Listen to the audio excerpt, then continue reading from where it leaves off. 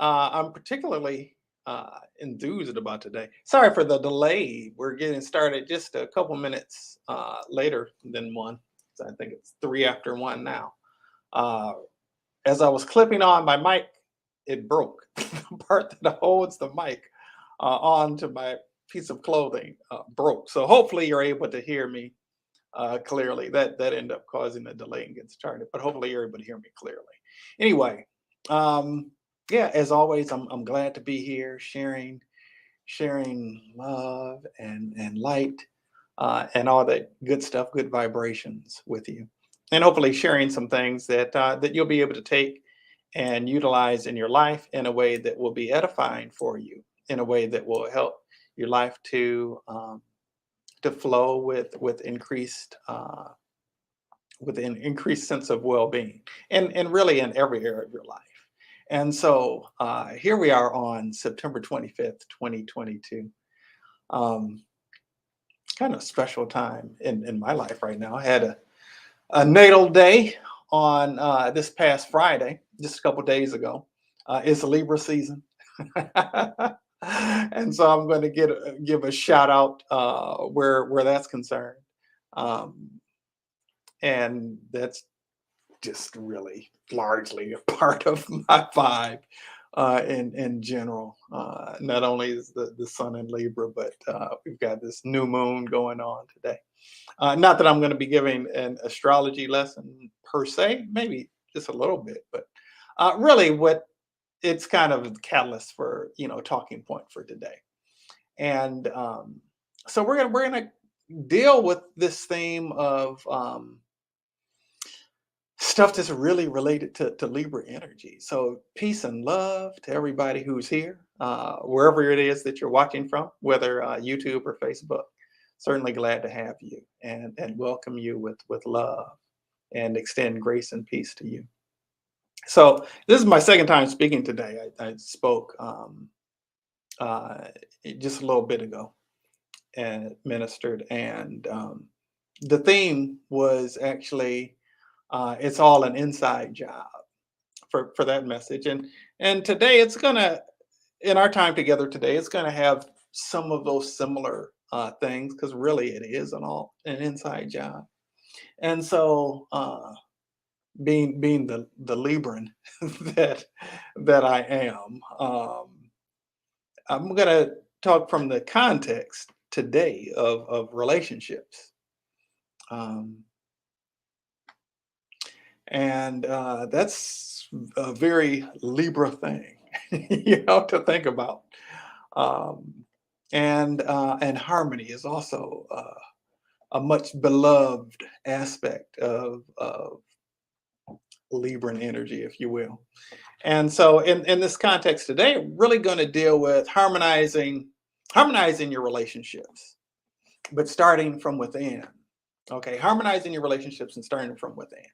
And so, in all of life, really, um, the quality of our life is really largely impacted by the quality of our relationships.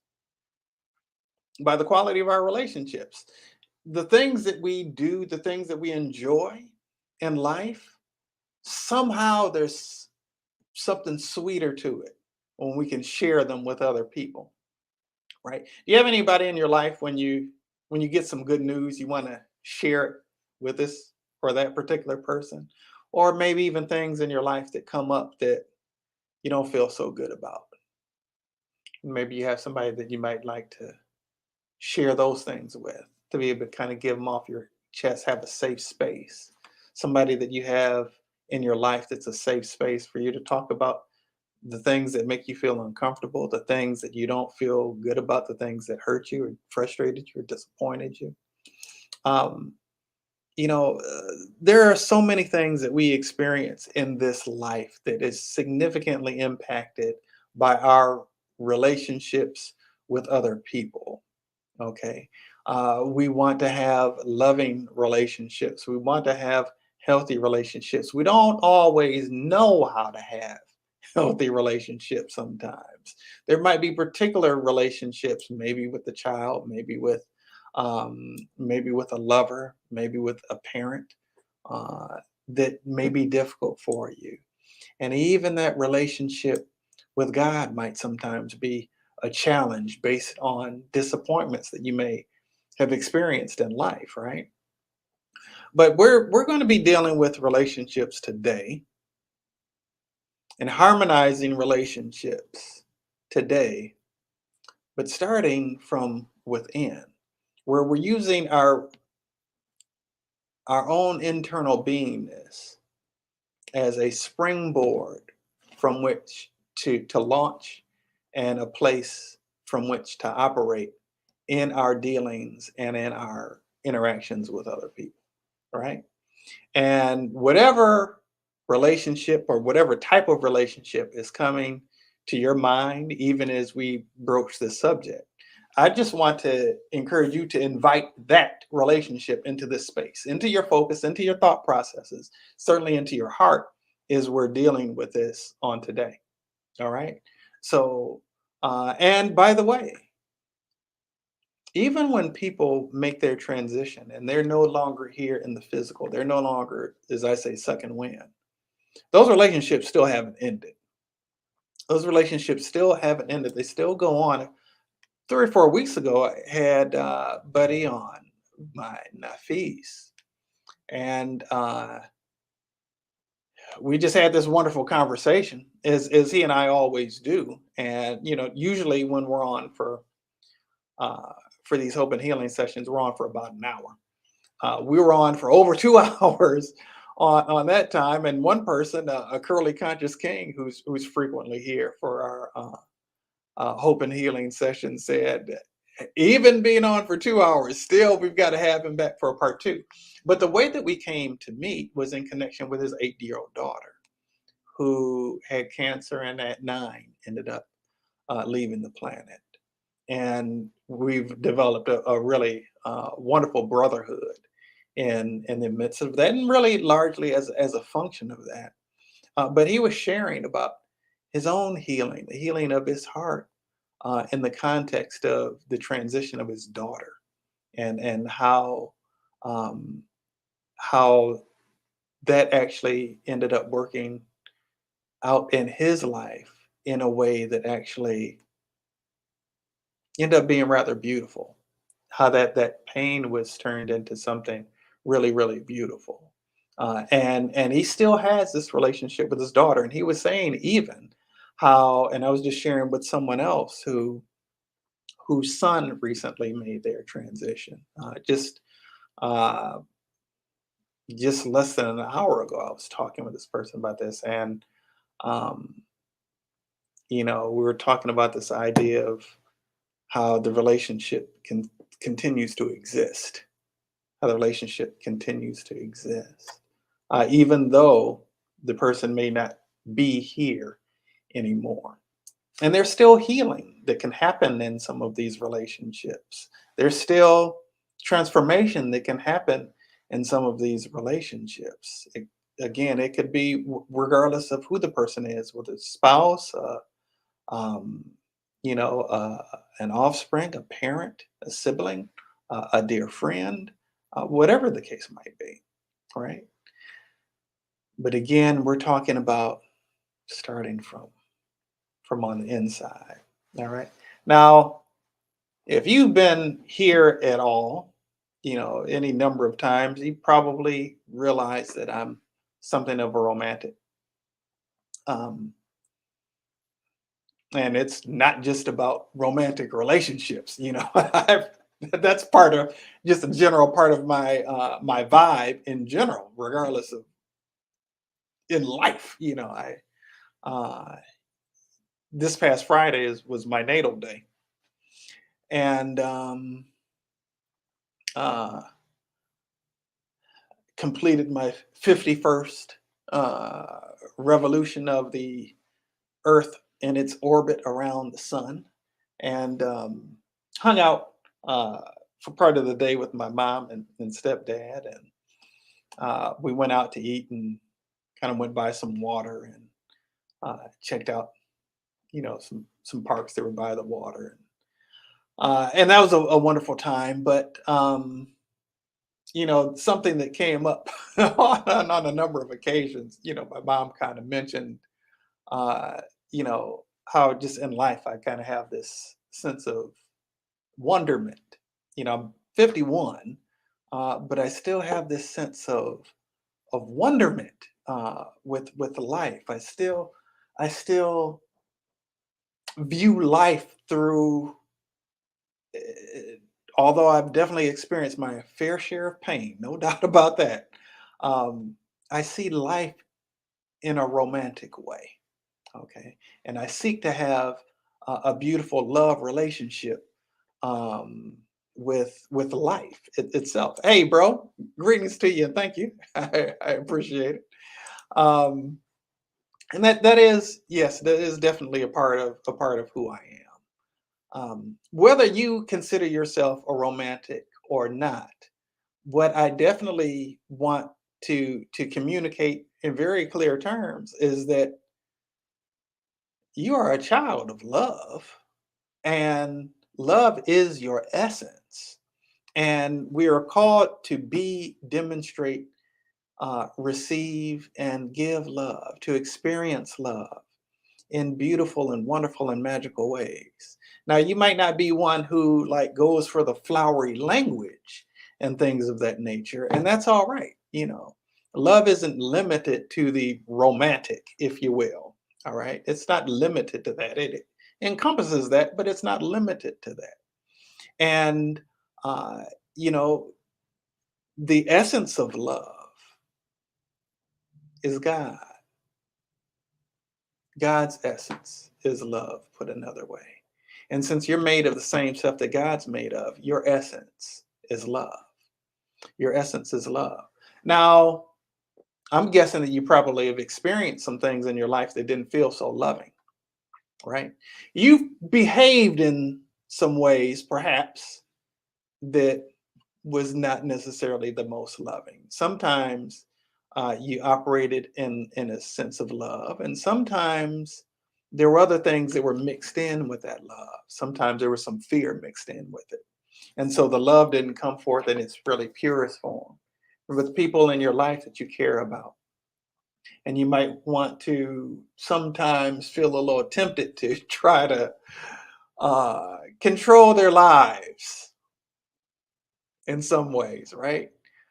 You may try to influence them to behave in certain ways, and you may have some fear um, that something in their life won't unfold the way that you'd like it to, or that they may end up moving on from you, that they may not need you so much anymore, and some different fears, a variety of different fears can come up. And mixed in with that love, the love isn't able to express itself in those situations in the most purest of forms. And I say this, I've quoted this quite a bit. I say it every day as I put this necklace on that's underneath my shirt. That love is the unconditional love of God. It's patient. Hmm. The unconditional love of God is kind. How are you in your relationship with patience? How are you in your relationship with kindness? Curly Conscious King, greetings to you, brother. I don't know if you heard my shout out to you earlier or not. I don't know if you were on yet, but greetings to you. Good to have you here. Um, you know, the some of the greatest joys that we experience are tied to love, and some of the greatest pains that we experience are tied to love, tied to those that we love, right? Um, some of the people that we get the most frustrated with are some of the people that we love the most. Some of the people that we snap at most quickly are those that are the closest to us, those that we love the most. Sometimes the people that get the worst end of us, the worst part of us, are the people that we love the most, unfortunately. We go to our job and We respect our boss on our job because we need to keep getting that paycheck. And we know if we disrespect them, then we'll lose our job, being financially compromised position. But then we come home and we disrespect our spouse. Mm. We disrespect, people. We disrespect people who matter to us a lot, because we don't have that same fear of loss, maybe. Um, and I don't think that we should operate out of a fear of loss. I think we should operate out of love. But you know, anyway, we end up behaving in a way towards people that we say that we love and that we care about, and that we do, but we've just got other things going on with that. We're respectful towards our boss out of a sense of obligation, out of a fear of loss. Okay, because we think that we can't get away with it. But that's not coming from the right place. Not that we should disrespect our boss, but that's not coming from the right place. If that's our motivation for being respectful towards another person, okay, just isn't. All right, it's much better that we operate from a space of love. Love is patient. Sometimes it's hard for us to. Sometimes we can get a short fuse with our children, with our spouse, with our offspring, with our parents, with our siblings, the people that we care most about. Sometimes we fly off the handle most quickly. It doesn't mean that you don't love them. It just means that you've allowed something else to get mixed in there with it. Okay. And our lack of patience, it really isn't because of them. They may trigger our lack of patience, but they're not the cause of our lack of patience. Our lack of patience begins with us. We might not always be so kind to the people who do right by us. I recently shared a lot of the things that we do, a lot of the ways that we are with people are out of a search to get their approval, out of our own fear of rejection, our own sense of inadequacy, and out of a desire to get their approval or to meet their standard, okay, or to meet a standard that we think that we need to some kind of external validation from them. And then the people who actually are really good to us, who don't make us go through all those hoops, the people who actually genuinely care about us, we don't extend the same courtesies to them. We don't display necessarily always that same kindness to them, although they're more worthy of or more deserving of it. We're all worthy of love, really, in truth, but sometimes it's easier for us to withhold from the people that we care about the most and the people who care most about us. All right. And it's much better if we can operate from that loving space. Love is patient, love is kind. It doesn't envy. It doesn't envy. Sometimes we see in relationships, we see people being envious of what another has. We're jealous of what another person has, whatever that might be, that thing that we think that they have. Okay. It could be based on what we see on their social media posts. Okay. It could be the relationship they have, and our relationship doesn't look like that, or we don't have a romantic relationship. And we may subconsciously try to sabotage theirs.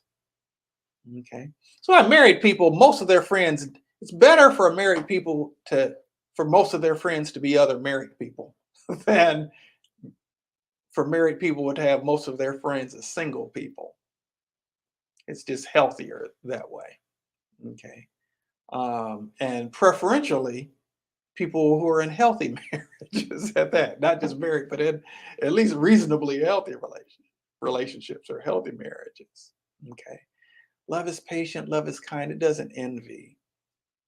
And so don't put yourself in the position to be around people who are going to be envious of you of what it is that you have. Surround yourself with people who celebrate your blessings, who celebrate your victories, who celebrate your opportunities, who celebrate good things coming your way. And be that person for other people. Don't be a hater.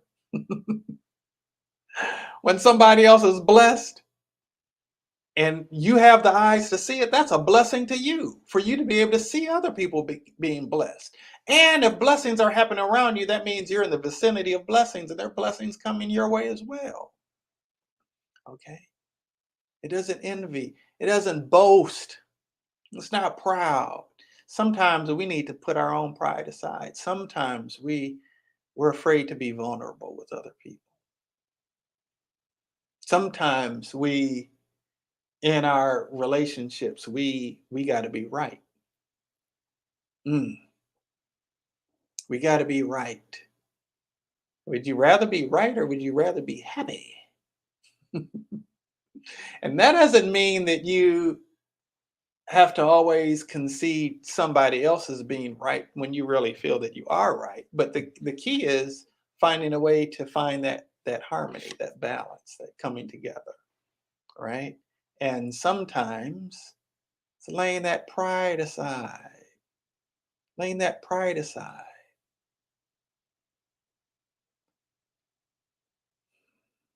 Love doesn't dishonor others. Love doesn't dishonor others. Do you dishonor people? Do you call anybody, anything but a child of God? Do you say disrespectful things to other people? Things that may take a little notch out of their sense of self-esteem? Love doesn't do that. Love also doesn't seek its own way. It's not self-seeking. I love the definition that Edwin Cole gives for lust and for love. And we think of lust usually from a sexual standpoint. It's included in that. It does have a context there, but it's not limited to that. He defines lust as seeking to benefit oneself even at the expense of another. And we see that in all kinds of different ways. We see that in all kinds of different ways. And the way that it manifests in the earth realm, a significant way that it manifests in the earth realm, is through the preponderance of cancer. Cancer is the very physical embodiment of seeking to benefit oneself even at the expense of another. A cancer cell is a parasite. Okay. Your body is a conglomeration of a lot of different cells, each having their own function, their own job, their own responsibility, but all to serve the greater good of the body as a whole. Every cell of your body has its own job. It has its own responsibility, but all of it is to serve the greater good of the body, of your whole body. Okay. However, a cancer cell is different. A cancer cell has created an electromagnetic field around itself to block off communication from central command, so to speak. So within your body, within your brain, there's a gland called the pineal gland. Within the pineal gland is what we'll refer to as the master cell of your body. It's essentially giving instructions to all the other cells of the body for what to do to serve the greater good of the body as a whole. Well, the cancer cell has said, you know what, I'm not down with that. I'm going to do my own thing. And not only am I going to, I'm not going to heed what's serving the greater good. I'm going to focus on what's going to serve me. I'm going to take, and I'm not going to give anything back in return. And not only am I going to do that, I'm going to enlist the help of others. I'm going to get them on board with me. And that's literally what cancer is. How does cancer end up coming about? Cancer ends up coming about from companies wanting to make a profit. And so they put chemicals and other things in products that aren't good for the environment and aren't good for the people who are utilizing those products. They have a concern solely focused on the financial gain that they'll get without a focus on how that will impact someone else. Okay. That's lust.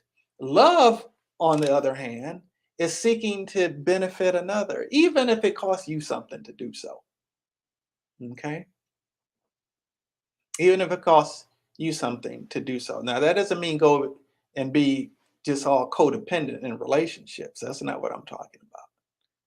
But what I am talking about is giving of yourself in a way that makes things a little better for somebody else, right? The Master Jesus, he died. Everybody knows that. Okay. And most Christian teaching, that's a central component, that he died and rose again for the salvation of the world. And he said that no greater love has someone than to lay down their life for another. And he did that. That's part of the tradition. That's part of the understanding. But the reality is that nobody will lay down their life for somebody they're not willing to live for. You won't die for somebody that you're not willing to live for. And so you've got to be willing to, maybe in some cases, make some allowances. Part of that might be laying your pride down and apologizing. That's going to benefit somebody else, even though it may cost you a little something. Okay. When we when we offer gifts to people, it may cost us a little something. Maybe it cost us money. Maybe it'll cost us the time that it took to put something together for someone. And our focus isn't on that it's going to cost me this, or our focus isn't on that it's going to take this time to do this. Our focus is on, I love this person. I want to bless them. I want to present them with something that will bring a smile to their face, that they'll be able to use, that's going to benefit them in some way, right? Love isn't self-seeking. It's seeking, how can I be of a benefit to this person? How can I be a blessing to this person? Right? Mm. Love is not easily angered. Mm. It's not easily angered. Doesn't mean that you'll never feel upset with those that you love, but this unconditional love, this love that's filled with grace, makes allowances. Makes allowances for the fact that people are doing their best. People are doing their best. I'm not going to hold this against them for the rest of their life. I may need to set up some healthy boundaries, and that's appropriate. But you still have enough peace within you that you can operate from a peaceful place in your interaction with them, even if it requires you stepping back a little bit to do so. Okay, or dealing with some stuff on the inside of you to do so. That really is a requirement for us to be able to really be in a state of peace. Not only is it not easily angered, but it keeps no record of wrongs. Hmm, how many of us hold on to some things that people did in the past? They may really be working to move in a new direction, to make things right with you, but you won't let them. You keep them imprisoned in the mistake of the past. And you keep yourself, in the process of that, you keep yourself a prisoner of your own pain, right? Don't try to lock somebody into a feeling of shame. Sometimes people will do things out of shame. Sometimes people will do the right thing out of shame, but that's not for the right reason. And in a lot of religious teaching, they're focus on shaming people, guilt and shame, getting people, and really all that is really more so a way of control, of controlling people. You want people to operate from a space of love, free them from the guilt and shame, and extend that grace. Extend that grace. A lot of grace has been extended to you. Extend grace to other people. So love doesn't keep a record of wrongs. Doesn't delight in evil. Also, it doesn't take pleasure in other people's pain. Yeah, sometimes we experience things with people where they end up being hurt somehow. And I know that part of a reality of my life is that everything that everybody does for or to me, every intention somebody has regarding me, that returns to them double, whether for ill or for good. I've seen it happen over and over again. I've seen people do me wrong, and then very quickly something happened to them. I don't celebrate that though. I do realize that's the case. I don't want that to be the case for people though. I don't want it to be the case for people. And I feel sad when people go through that. I don't want people to do me wrong. I don't want people to do me wrong because I don't want to be done wrong. But I also don't want people to do me wrong because I know that some crap is going to happen to them if they do also. And I don't want bad things to happen to people. I'm not going to rejoice in that. I will rejoice in the truth. And love rejoices in the truth. Okay. Now, sometimes we'll speak the truth to a person in a situation. We'll give them a piece of their mind. Hey, I'm just telling you the truth. But can you speak the truth in love? Can you speak the truth in love? Communication doesn't just happen because you said something. You got to take into account the other person's hearing. Can you put it in a way that the person can hear it and receive it? Right? Otherwise, you're just kind of seeking your own way to a degree. And it's your ego at work. Okay. Love always protects, it always trusts, always hopes, always perseveres, and in the end, it doesn't fail. It always wins. Okay. But all of these things, a lot of these things I'm talking about in terms of our relationships with other people. But where it really starts is inside of us. Where it really all starts is inside of us. You can't be you can't be unkind to another person. You can't be hateful towards another person if you're really truly loving yourself. If you're truly loving yourself, that doesn't mean that you're going to allow everyone to have a front seat in your life. Some people you need to establish some boundaries with as an expression of self love. And even in a way, as an expression of love to them. Everybody has their journey. We all have our journey. And we've all got to walk it out the best we know how. And while we can offer people support, we can't walk anybody else's journey for. And nobody else can walk our journey for us. We can get support and we can give support, but every person must walk their own journey. Every person must walk their own journey.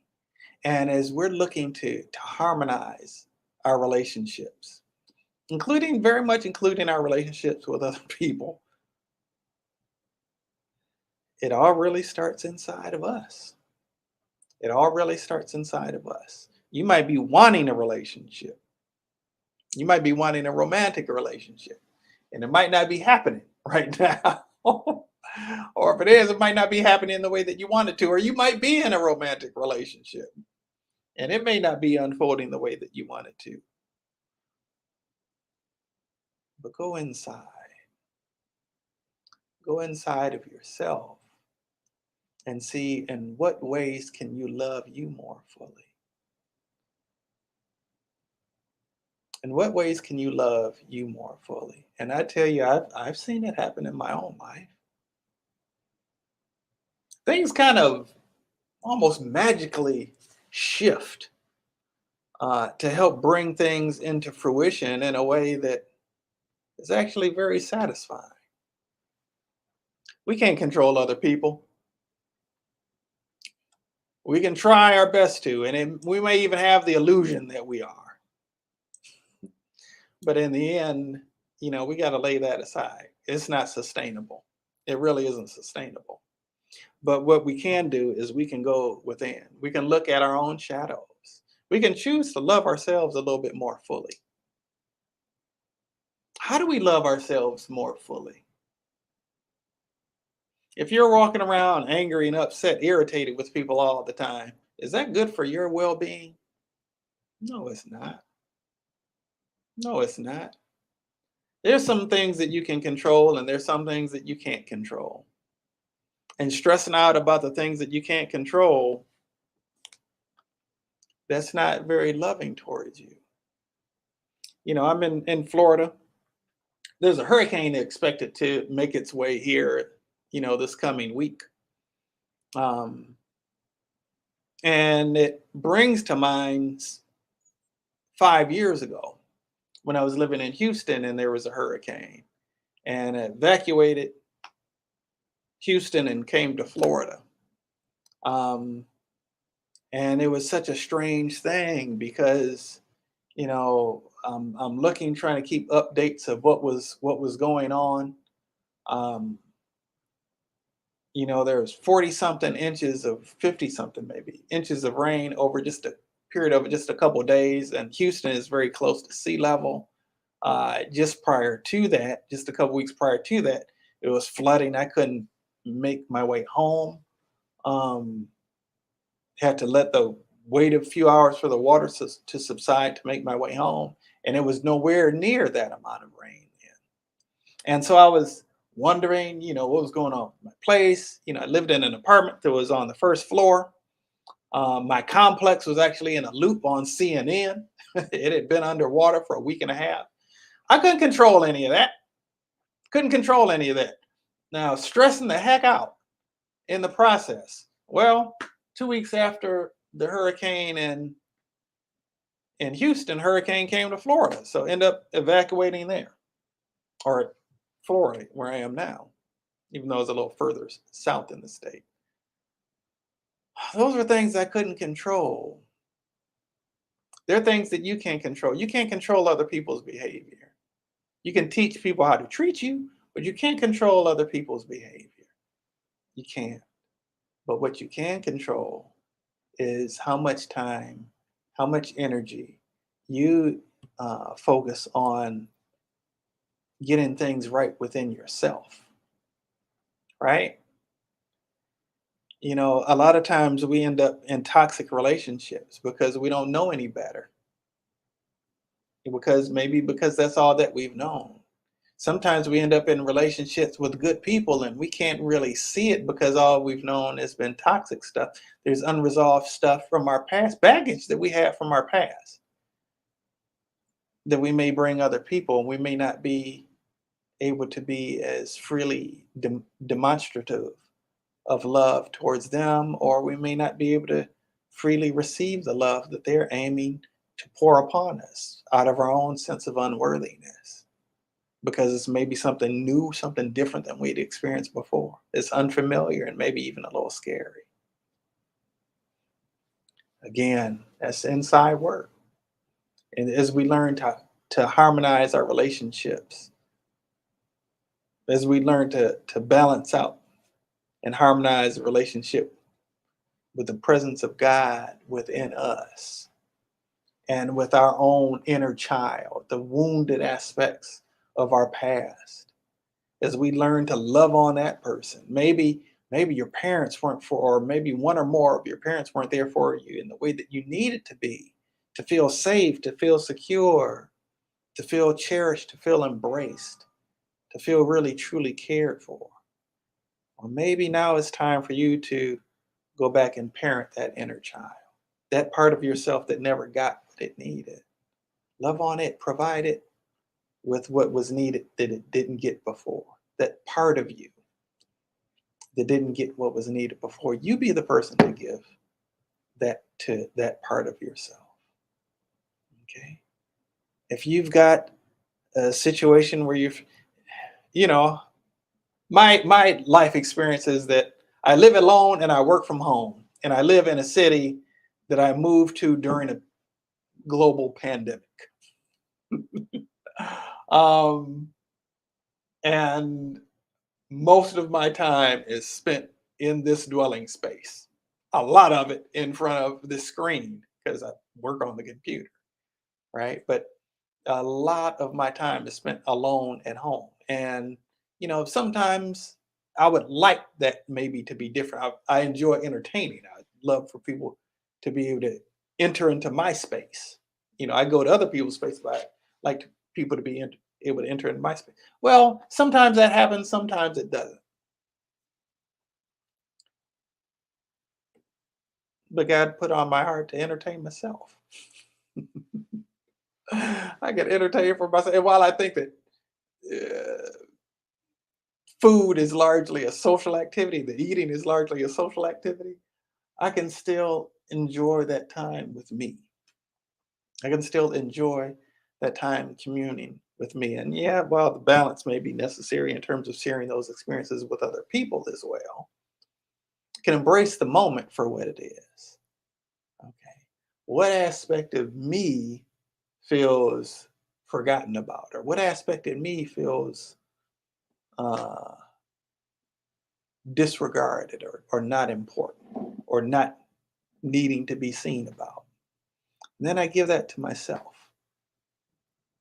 And I give that to myself. What part of you might feel neglected? Feel like you're always pouring out but not getting back in return? Well, whatever that is, give it to yourself. Whatever that is, give it to yourself. Are you a person who everywhere you go, people seem to do stuff that pisses you off? You have a short fuse, you get easily irritated with people. How can you love yourself enough to see the goodness in another person, and enough goodness in another person to extend some grace to them, even in whatever their shortcomings are? Okay. Or how can you love yourself even enough to stop giving your power away to other people by letting them trigger you so easily? Okay. And then get to a place where you can accept them for where they are. I heard a wise man once say that unconditional love is really unconditional acceptance. You accept the person for who they are. Yeah. Maybe their character is not what you would want your character to be. Maybe there's some flaws there. If they're human, they've got some, no doubt about it. You do too. And that's okay. You're worthy of love, and so are they. Um, but you don't have to give your power away by letting them trigger the heck out of you. Maybe you might need to create some distance. Maybe you may need to uh, take some time and deal with you on the inside. Why is it that you get so easily triggered? Why is it that you get so frustrated with other people? What part of you could use some healing? What part of you can use some love? And in what area of your life? God never intended for you to control anybody else or to change anybody else. But God does intend for you to be able to work on yourself. And as you do that, how you interact with other people, there'll be more good fruit in that process. This is why the Master Jesus said, why are you focusing on this little speck in this other person's eye when you got this big old plank in your own eye? First, clear the plank out of your own eye, then you can see clearly to be able to get this speck of dust out of this other person's eye. And the reality is that if you're looking through the matrix of illusion, everything that you see is filtered through that. And that matrix of illusion, if you will, is the accumulation of all your own baggage. And so if you're seeing people through the lenses of your baggage, the issue isn't them. The issue is that there's work that needs to be done within you. Okay. And that isn't to say that they don't have issues. If they're human, undoubtedly they do. But you want to be able to see them clearly. And even in terms of pointing out their issues, you're pointing out their issues may be a distraction from you dealing with yours, right? So I want to check in with everybody. I see, hey Layla, it's good to see you here today. Um, Wanted to check in with everybody. How are you all doing out there? Anybody have any thoughts, comments, concerns, questions, areas in your life where you could use a little bit of a boost in this area? If so, please let us know. We're more than happy to offer support in that area. And I'm going to offer some healing for all of us in this area so that we can enjoy more harmonious, more fulfilled relationships with other people because we are able to enjoy more harmonious, more unified relationship within. Okay. So, yes, thank you. And many blessings to you, Layla. So let me just start with a little prayer.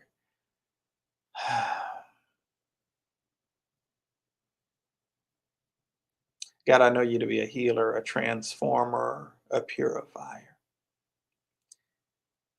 And through the power of your pure, unadulterated love, God in me demonstrates you as a healer on the behalf of all of those who are listening to this and receptive to it. And even anyone held in the thoughts or in the heart of anyone here. Uh, for the purpose of neutralizing the cause or root of all illusions of and experiences of chaos, disharmony, discord, and unfulfillment in relationships, whatever relationship that might be, from the point of the causal root and the entire energetic structure of every strand of DNA in every cell of their body. Transmuting it into and replacing it with a sense of joy, joy, joy, and deep fulfillment, love, appreciation, and bliss. Mm. In their relationships with self as a function of having that relationship with you, and beautiful, magical, life enhancing relationships with others. And I bear witness to our wholeness on this date and this time and space called now. Thank you. Thank you for this gift of your divine love. It is done. It is done. It is done. All right. So let's look at some of that baggage, if you will. Let's look at trauma from broken relationships in the past. We invite the presence of God's love into those places where that trauma existed, where that trauma dealt was dealt with in the past. Uh, Want to deal with past heartbreaks and heartaches. We want to invite the presence of God's love into that time and space where that happened, every moment since, even into the conditions which set things in order for that to happen in the first place. We invite the presence of God's love into that space, and for that pure love of God to dwell with us even right now in this moment and all moments going forward. When I look at any sense of unworthiness of love, that is a lie. That you're unworthy of love is a lie. It's a fib. It's a story. Don't believe it. Even though you've done some things that weren't too cool, you're still worthy of love. Just make sure that you do whatever you can to make things right that you wronged. Okay. All right. And I want to deal with for a little bit these false ideas that we have about love. Okay. As well as any time that people have used love to manipulate you. We want to bring the presence of God's love and deliverance into that space.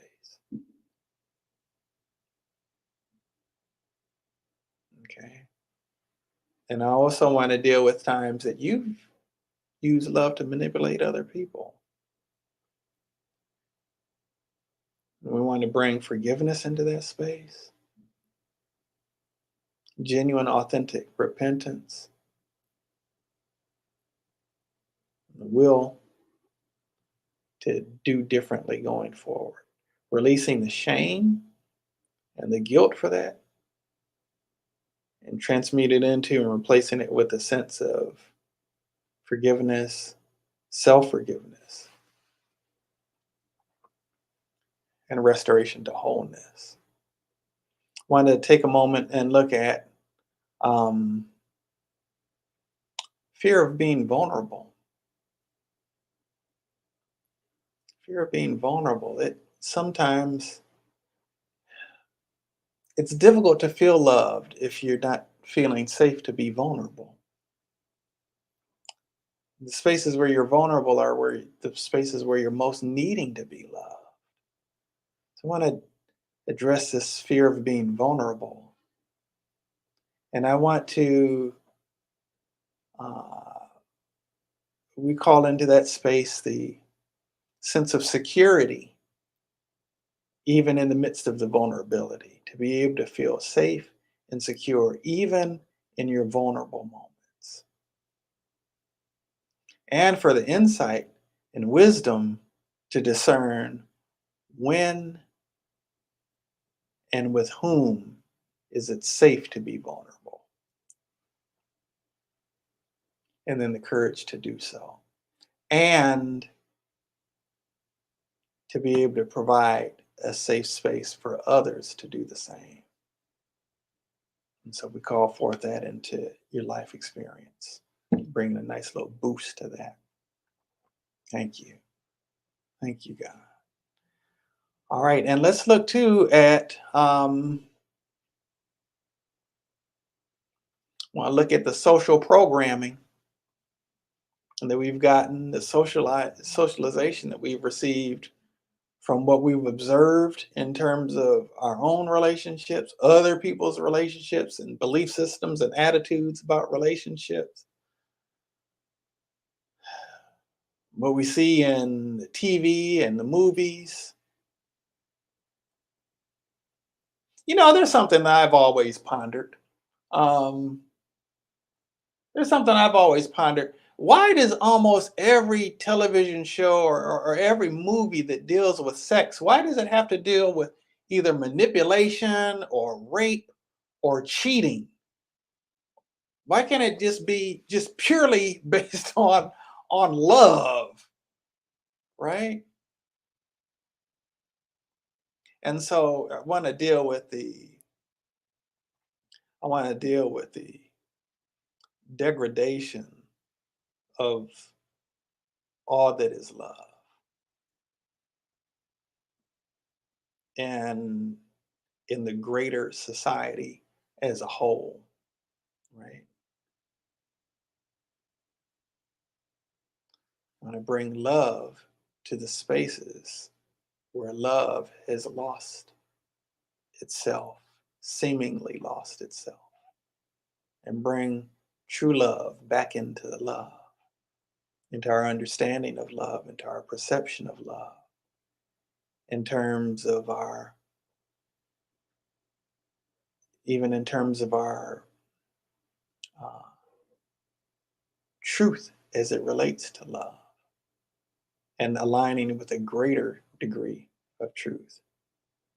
Love rejoices with the truth. And so let's bring greater truth to what love really is and restore the innocence to it. Let's deal with that innocence thing.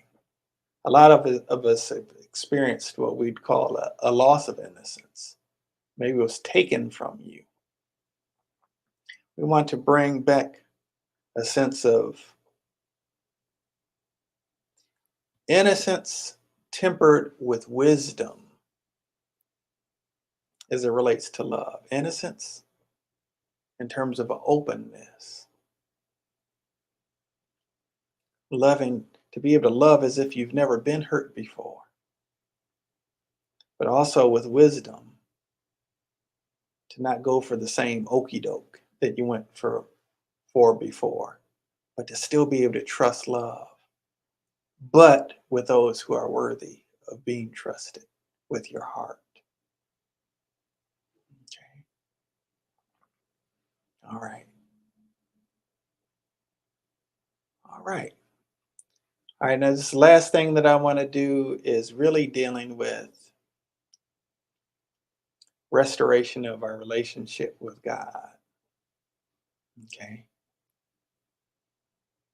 Restoration with our relationship with God because of bad things, things that we've experienced as bad things that happen in our lives. We consciously or subconsciously blamed God for it, blamed God for allowing those things to happen. And just like God has not revoked from you your free will that you've sometimes used in destructive ways, God hasn't revoked from other people their free will either, even though it may have resulted in pain for you. All right. And so we extend grace to the parts of ourselves where we have judged and been angry with God. We even allow for the fact that we have been angry with God. Most people will not admit that they've been angry with God and feel too ashamed to own that. But the reality is that we all have felt angry with God at some point because of something that happened in our life or something that didn't happen the way that we wanted it to. Okay. And so let's harmonize that relationship with God. And God's not the one who's shortchanging us on the deal. We're the ones who's shortchanging, doing the shortchanging on the deal. So let's offer support to come to greater harmony with God. Realizing that that doesn't mean that we have to lose something that we want, but that we're being moved in a direction that brings us more of what we really, truly, truly, truly want in the long run. Okay. And so let's all have a soft spot in our heart, hmm, for the creator and the sustainer of our very beingness, who makes all of the good things that we've experienced in our lives possible, who orchestrated this time for you and I to be together, for you to even hear and receive these things today. It's not because of me, it's because of God, who loves us in the midst of all of our stuff, and who, no matter what we do, we can't make that love go away. We can only make ourselves unresponsive and unreceptive to it. But we take away those, we purify those aspects of our consciousness, of our awareness, of our beingness that rejects real love and substitutes for it that which isn't really real.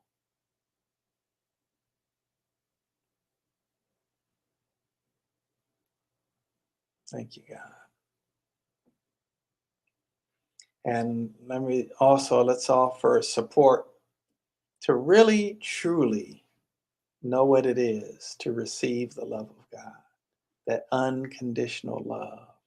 Not meaning that we can do whatever the heck we want to do, all kind of crazy stuff, and it doesn't matter because we're going to be loved anyway. Not saying just go and act a fool, but know that for whatever mistake that you make in your genuine attempts to do your absolute best, that there's grace that's sufficient for wherever your shortcomings are. and that you are loved. Mm. That you are truly loved with a love that transcends description, that there are no words that can contain this level of love that God has for you and wants you to be receptive to that love and all the ways in which that love can flow into your life and flow through your life to be able to be a blessing to other people too. Because it is a two-way street. You want to receive the love and extend the love. And so I'm going to invite everybody now to just silently to say to yourself, or out loud even, out loud if you're willing to, I- I'm giving and receiving. I am giving and receiving love. I'm giving and receiving love now. I'm giving and receiving more and more of the love that God has to flow to me and flow through me now. Thank you that I am receiving. Thank you that I'm receiving love. Thank you that I'm receiving love now. Thank you that I'm receiving more and more of the love that God has for me now. Thank you. Thank you that I'm giving. Thank you that I'm giving love. Thank you that I'm giving love now. Thank you that I'm giving more and more of the love that you have to flow through me now. Thank you that I'm giving and receiving. Thank you that I'm giving and receiving love. Thank you that I'm giving and receiving love now. Thank you that I'm giving and receiving more and more of the love that you have to flow to me and through me now. Mm. Just breathe that in. Allow for space for it in your heart. Be receptive to it. God, thank you for all the good that's gone forth in today, for your healing, for your light, for your love, for your grace, for your peace, and all of the ways that we are blessed and touched by it on this date and in this time and space called now. Thank you, God. In Hashem Yeshua HaMashiach, it is done. It is done. It is done. Hey, Reverend Shirley, good to see you today. Hope that you're doing well. Grace and peace to all of you. I hope that you have a beautiful rest of your day, rest of your week, that you enjoy this Libra season. I'm claiming it as my season. In a lot of ways, it is. Um, and as always, I send you all forth with peace and love. Catch you next time.